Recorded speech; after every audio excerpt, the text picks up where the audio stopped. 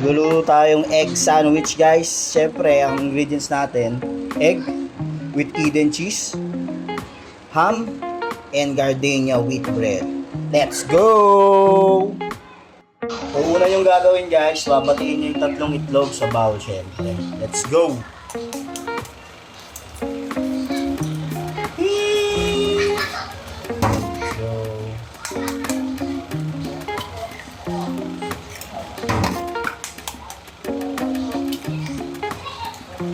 Season natin with salt and pepper. Konting salt lang. Tapos pepper. Siyempre, haluin mo. Let's go! Tapos yung ham guys, hatiin lang natin ang maliliit na part. Siyempre, iwain nyo pahaba. Pagpatungin nyo na lang para mabilis pag-iwa. Parang tidbits lang. Okay.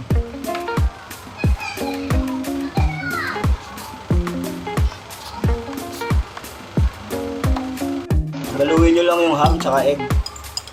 No? Para maging ham and egg. Step guys.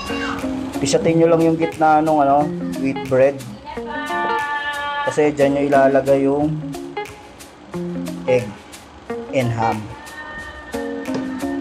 Hindi naman ito na tinapa. Lagay nyo lang yung ham and egg sa gitna. Tapos, budburan nyo ng cheese. Let's go! Yan, budburan nyo ng maraming cheese, guys! Saksak nyo sa air fryer. 180 degrees for 8 minutes. Sold na yan. Kumuha pa tayong dalawa guys. Tapos ito yung natira natin nung nakaraan sa gitna. Pwede natin ilagay yan dyan. Pang! Pang guys. Puki ng hina. Nakita nyo yan? Perfection. Second batch guys. May 2 bilog na. Siyempre hatiin natin sa gitna yan. Ayun guys puta. Lagyan mo lang yan ng konting dahon-dahon. Magkano na sana yan sa mga kainan? Baka 250 na yan. Dito murang-mura lang. Ibigay natin to kay Julie guys.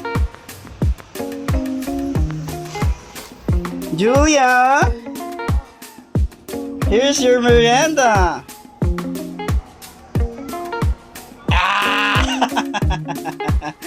Pwede mo na.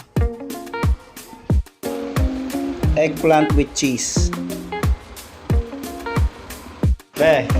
Basta. Ha? Wow! Parang labag sa loob mo Ano?